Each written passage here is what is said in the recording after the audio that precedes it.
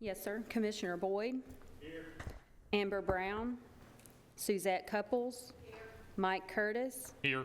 Holly Deering. Here. Brian Gaither. Here. Mary Hickerson. Here. Lois Miller. Here. Commissioner McAdoo. Here. Commissioner Phillips. Present. Michael Smith. Steve Spence. Sonia Stevenson. Eric Tutobeni. We have a quorum. Thank you, Susan. Madam Vice Chair, have you had an opportunity to review the minutes of the previous meeting? Yes, sir. We have a motion to approve. Do we have a second? We have a second. All those in favor of approving the minutes say aye. Aye. All opposed? The ayes have it. Minutes stand approved. Let the chair or the minutes recognize that Ms. Sonia Stevenson is present. We don't have any public comments, Susan. Thank you. Number 4, item 4, financials. Mr. Elam, you're recognized. Yes, sir. So for the 264 fund, in the month of July, you have the total for the month of July, and the fiscal year total will be the same thing. So for revenue, you have $1,712,433. Expenses, $2,149,917. Revenue less expenditures for the month is a negative $437,483. Your year-to-date for the calendar year is revenue $13,311,893. Expenses $12,785,373. Revenue less expenditures is a positive $526,520.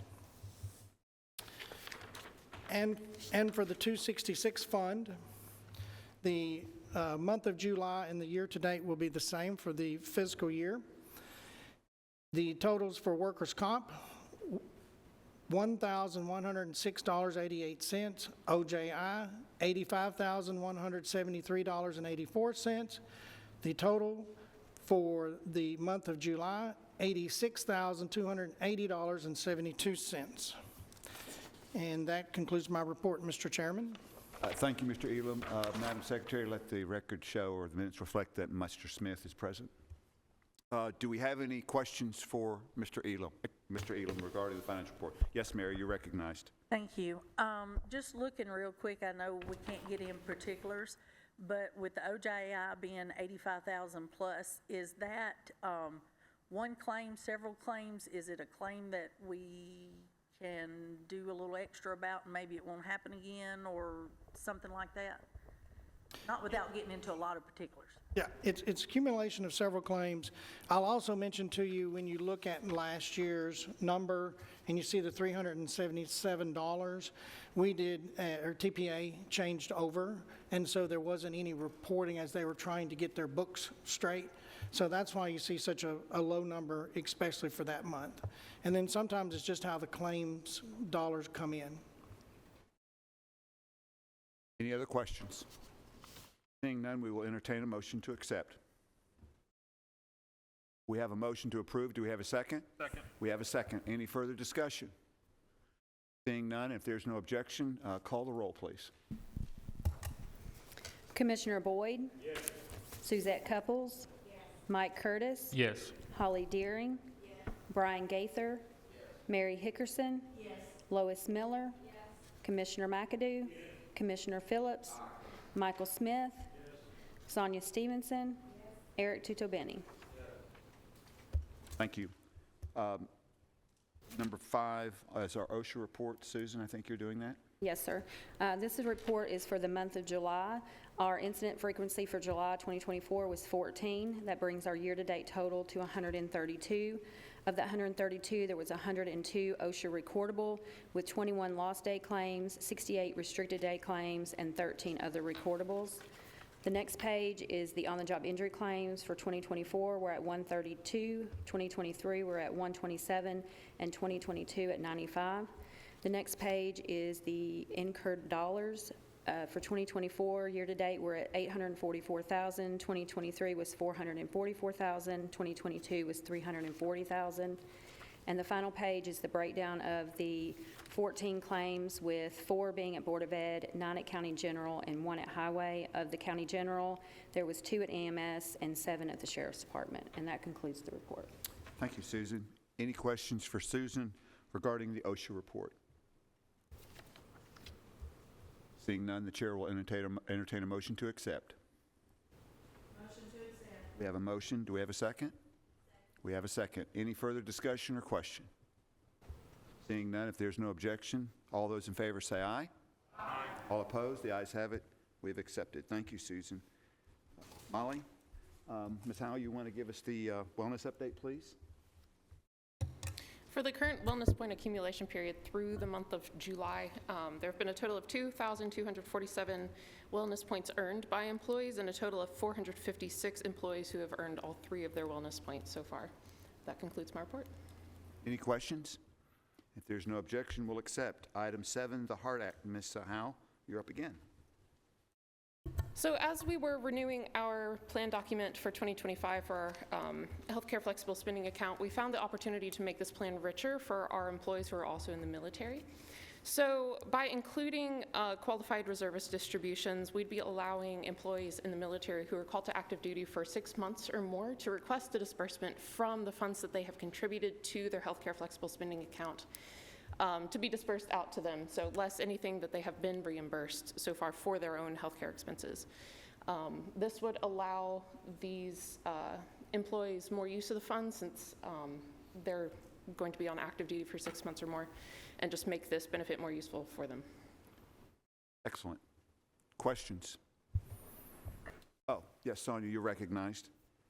So in the Human Resources Department, we have a form that we have military individuals where they're going out on active duty, reserve, or whatever, to have them complete, asking how they want to utilize their time, if they want to use sick or annual time, benefits, all those type things, because sometimes they'll get their benefits through the military, and they'll say, I just want to cease that for right now, and then I'll pick it back up. Is this something that you would want added to that form as a question on the form if they would like to do that? So, because when they complete that form, we send that to insurance as well so that they have that on file for the insurance claims. So an employee would have to already be enrolled in the healthcare flexible spending account in order to utilize this. So while because we received that form from you guys and processed their benefits accordingly, so we could reach out to them at that point while we're already processing. So it's a good thought to coordinate, but I think it's already included in our process. So that'll work. Ms. Dickerson, you're recognized. Okay, in looking through this, and I read through it, this costs the county nothing, and it is not a penalty for an active duty employee, whereas if we did not have this in place before they left and something come up, their funds would just go away if it's closer to the end of the plan period where they have to spend all their money by a certain date or whatever. So there can be more discussion, and that's fine, but I'd like to go ahead and make a motion to put this, to add this into whatever it needs to be added to. But this is a very, at no cost to Rutherford County, a good benefit to our active military personnel if they do get called up. I think it's a win-win for everybody. Thank you for that motion. Ed, Mary's motion was to add this to whatever we need to, quote, add it to. Can we tighten that language up just a little bit? I concur with Mary. I too don't know what the destination point would this be, but is it possible that we can put that destination point in the motion?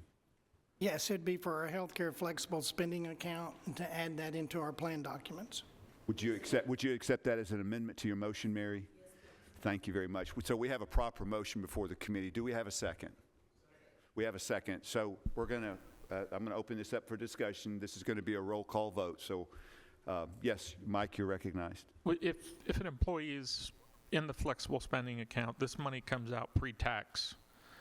If they receive this amount of money from their flexible spending account and it's not through this HEART Act, do they have to pay the taxes on that, or what happens with that with the IRS? I believe it becomes taxable income, yes. It becomes taxable at that time. Okay, I just wanted to clarify. Thank you. Chairman Phillips, you're Michael, just recognized. verify there's no really impact on the county whatsoever. Thank you. Any further? And since we've never had this occur, but the law says it has to be in place in case it does occur. And I didn't want to come before this committee with someone who's standing there that has gone out for active duty. And this act we had not opted into it. So when the staff came in, ran across their desk, I thought this is something we definitely need to investigate, and this is what our recommendation is. Thank you, Ed. Any further questions or discussion? Michael? You were asking about where it'll have to go through the commission. It'll have to be forwarded from here on. I'm assuming budget's probably the only one I could think of. Even though it has no budgetary impact, it still has to go through, because we're changing the plan document, it'll have to go through the commission. Thank you for that. So just as a clarification point to the motion, this will go to budget from after it leaves here. I can't really think of another committee other than budget. Yeah. Since even though it doesn't really have a large or any financial impact, I just think that's probably the best. That'd be my recommendation. So if the chair or the commission decides it needs to be rerouted to another committee, that'll be fine. So they will have that discretion before them. Michael, again, as a parliamentary procedure, after it goes to the commission, does it need to come back here, or the commission would be the final destination point? Excellent. Any further discussion? Seeing none, without objection, call the roll, please. Commissioner Boyd? Yes. Suzette Couples? Yes. Mike Curtis? Yes. Holly Deering? Yes. Brian Gaither? Yes. Mary Hickerson? Yes. Lois Miller? Yes. Commissioner McAdoo? Yes. Commissioner Phillips? Aye. Michael Smith? Yes. Sonia Stevenson? Yes. Eric Tutobeni? Yes. Thank you. Finally, number 8, other business. Do we have any other business? Yes, Ms. Stevenson, you're recognized.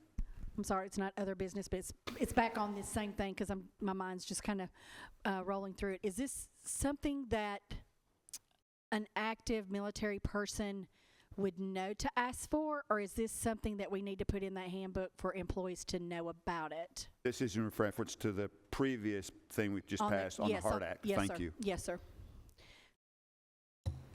Since this would be a part of the healthcare flex spending account plan, and an employee would have to be enrolled in that plan. It can be in the plan materials, in our annual enrollment guide, and Okay. I just want to make sure that sometimes we have benefits out there that they don't necessarily know to ask for, or any employer may have things out there. So I'm just trying to figure out how would the employee know. But if you're going to put it in your enrollment documents, they're going to know it at that point when they enroll in the.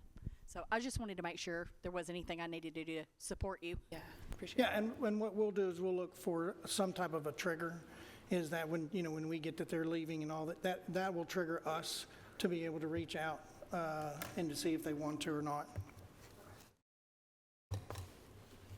Any other business? Seeing none, our next meeting is September 26, 2024. Without objection, we are adjourned.